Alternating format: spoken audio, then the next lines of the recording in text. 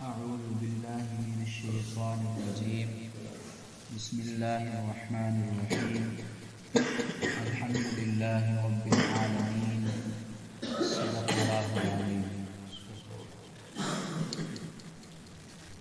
انتہائی واجب الاحترام قابل بزرگوں، کل کے درس میں ہم نے اللہ کی حمد کے متعلق بحث کی تھی. درس ہوا تھا اللہ کی حمد کے متعلق کہ اللہ تبارک و تعالیٰ کی ہمیں ہر حال میں تعریف کرنی چاہیے، جیسا کہ حدیث شریف میں آتا ہے. مسند احمد کی روایت ہے، ان ربک یحب الحمد، بے شک تیرا رب حمد کو پسند فرماتا ہے. آج کے درس میں ہم نے اللہ تبارک و تعالیٰ کی اس حمد کے متعلق بات اس حیثیت سے کرنی ہے کہ اللہ کی حمد ہم کیوں کرتے ہیں. تو اس میں سے پہلی وجہ یہ ہے کہ اللہ کی حمد ہم اس وجہ سے کرتے ہیں کہ اللہ ہمارا خالق ہے. اللہ نے ہمیں پیدا کیا ہے. جو ذات پیدا کرے، عدم سے وجود میں لے آئے، وہ اس بات کے لائق ہے کہ اس کی تعریف کی جائے. نمبر 2، ہم اللہ کی تعریف اس وجہ سے کرتے ہیں کہ وہ رب العالمین ہے.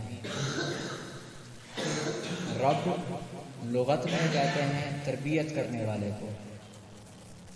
مطلب اس کا یہ ہے کہ کسی چیز کو آہستہ آہستہ حد کمال تک پہنچا دینا، تربیت کر کے اس کی جو حالات ہیں موافق بنا کے غذا کھلا کر اس کو بڑا کر دینا، حد کمال تک پہنچا دینا. اس کو کہتے ہیں تربیت. اب جو مربی ہوتا ہے، تربیت کرنے والا ہوتا ہے، وہ دو طرح کے ہوتے ہیں. ایک وہ ہوتا ہے جو کسی چیز کی تربیت کرتا ہے اس وجہ سے تاکہ اسے نفع حاصل کرے گا. مثال کے طور پر ہم جانوروں کو پالتے ہیں، ان کی تربیت کرتے ہیں، ان کو غذا کھلاتے ہیں، بڑا کر کے ہم ان سے نفع حاصل کرتے ہیں. ایک مربی وہ ہوتا ہے. اور ایک مربی وہ ہوتا ہے جو دوسروں کی تربیت کرتا ہے لیکن اس کو ان سے کوئی نفع مقصود نہیں ہوتا. پہلی تربیت کرنے والے جو ہیں وہ ہم انسان ہیں. ہم جب دوسروں کی تربیت کرتے ہیں تو ہمیں ان سے نفع مقصود ہوتا ہے. اپنی اولاد کی تربیت کرتے ہیں تو مقصود ہوتا ہے جب ہم بوڑھے ہو جائیں گے تو ہمارے لیے راحت کا سبب بنے گا، تو مقصود ہے. لیکن جو ایسی تربیت کرے کہ اس کے پیچھے کوئی نفع مقصود نہ ہو تو وہ رب تعالیٰ کی ذات ہے. اور اسی طرح ہی نمبر 2 کہ جو انسان ہیں جب وہ کسی چیز کی تربیت کرتے ہیں تو اس سے کوئی غرض مقصود ہوتی ہے. غرض مقصود کا مطلب یہ ہے یا تو وہ چاہتے ہیں کہ یہ ہمیں اس تربیت کا عوض دیں، کچھ دیں ہمیں، یا یہ ہے کہ وہ ہماری تعریف کریں. اور اللہ تبارک و تعالیٰ جب کسی چیز کی تربیت کرتا ہے، کسی کو پروان چڑھاتا ہے، تو یہ دونوں باتیں مقصود نہیں ہوتی.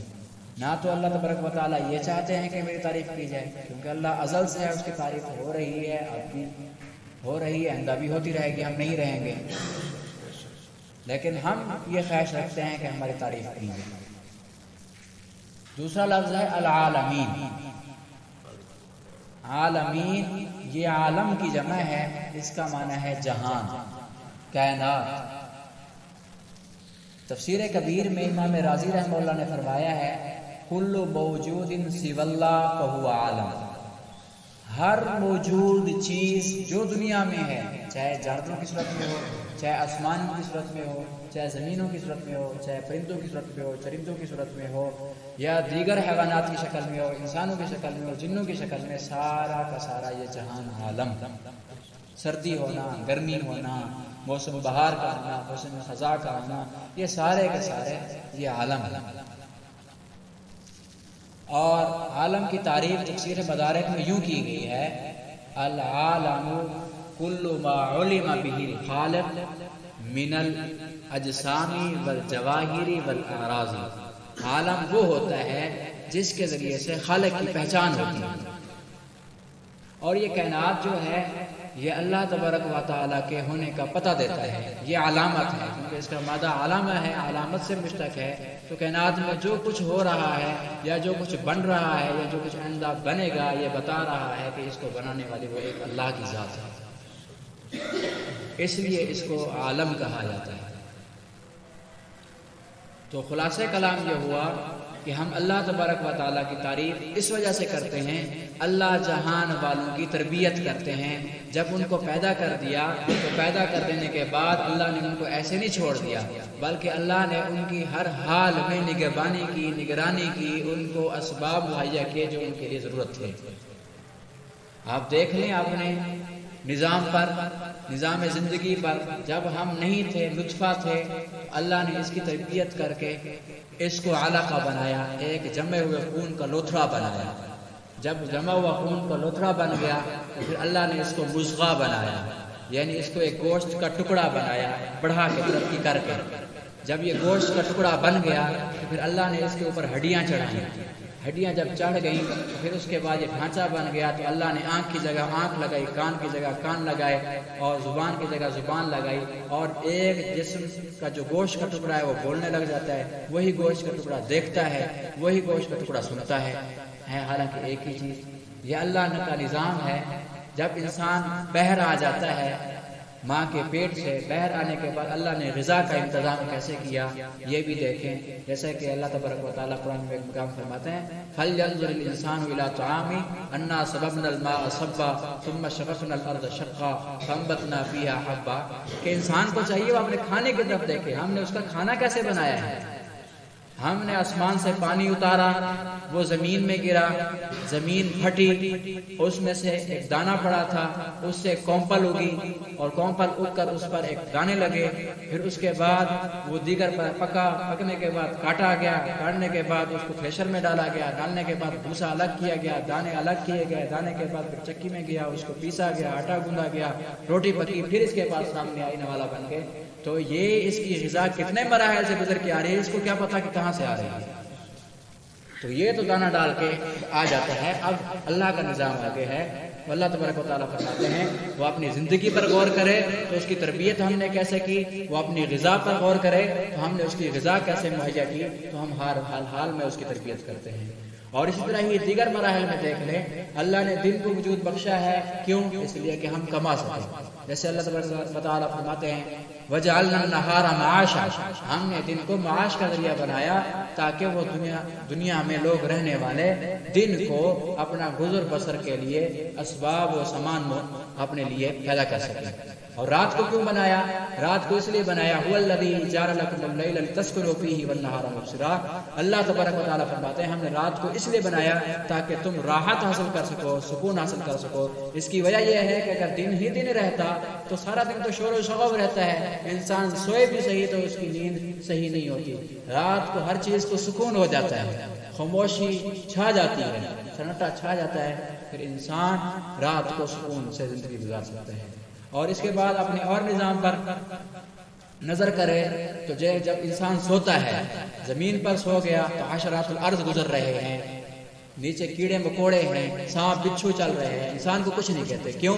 اس لیے کہ اللہ تبارک و تعالیٰ نے انسان کی زندگی پر پہرا لگا دیا ہے، فرشتے ہر وقت مقرر ہیں۔ منہ کھلا ہوا ہو تو مکوڑا اس کے منہ میں نہیں جائے گا، آنکھیں کھلی ہوئی ہوں تو کوئی یہاں سے بچھو گزر جائے گا تو اس کو کچھ نہیں کہے گا۔ کیوں؟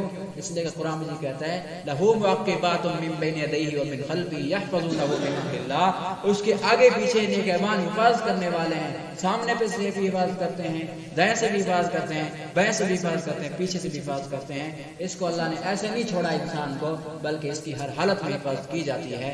تو اس لیے کہ اللہ رب العالمین، اللہ انسان کے ہر حالت میں تربیت کرتا ہے، اور اللہ تبارک و تعالیٰ اس تربیت کرنے کی وجہ سے لائق حمد ہیں کہ اللہ کی تعریف کی جائے۔ تفسیر کبیر میں امام رازی رحمہ اللہ نے فرمایا ہے اگر کسی کی تعریف کی جاتی ہے تو 4 وجہ سے کی جاتی ہے۔ نمبر 1، وہ کامل ہوتا ہے اپنی ذات میں اور اپنی صفات میں اور نقائص سے منزہ ہوتا ہے۔ نمبر 2، وہ کسی چیز پر انعام کرتا ہے کسی ذات پر۔ نمبر 3، وہ اس لیے کہ وہ لائق حمد ہوتا ہے کہ دوسرا بندہ سمجھتا ہے کہ مستقبل میں مجھ پر یہ کوئی انعام کرے گا۔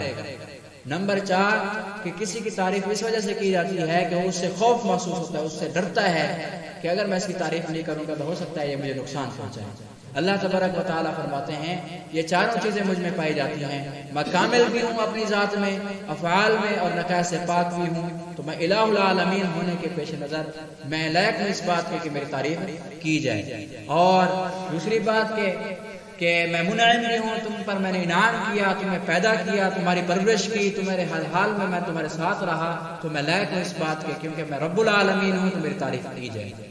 اور تیسری وجہ کہ اللہ تبارک و تعالیٰ مستقبل میں بھی تعریف انعام کرتے رہتے ہیں، اب کر رہے ہیں تو آئندہ بھی کرتے رہیں گے، اس بنیاد پر بھی اللہ لائق تعریف ہے کہ اللہ کی تعریف کی جائے۔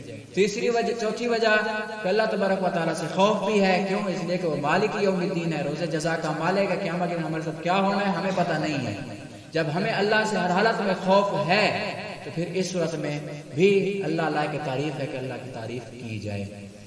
تو آج کے سبق کا خلاصہ یہ ہے کہ اللہ تبارک و تعالیٰ لائق تعریف ہیں ہر حال میں، اور دوسرا یہ ہے کہ اللہ کا نظام ربوبیت دیکھ کر ہمیں چاہیے کہ ہم اللہ کی طرف متوجہ رہیں اور اللہ کی وحدانیت کا اقرار کریں۔ جیسا کہ کسی صوفی نے کہا ہے، ایک بزرگ ہیں، وہ فرماتے ہیں هو الخالق ابتداء والمربی غذاء والغافر انتہاء۔ وہ خالق ہیں ابتداء، یعنی پہلے انہوں نے پیدا کیا، پھر اس کے بعد هو المربی غذاء، پھر غذا کے اعتبار سے ہماری تربیت کرتے رہے۔ جب ہم آخرت میں جائیں گے تو اللہ ہماری آخرت میں مغفرت فرما دیں گے۔ اسی امید پر ہم زندہ رہ رہے ہیں، اسی آس پر کہ قیامت میں اللہ تبارک و تعالیٰ ہماری مغفرت فرما دیں گے۔ دعا ہے کہ اللہ تبارک و تعالیٰ ہمیں اپنی وحدانیت سمجھنے کی توفیق عطا فرمائے۔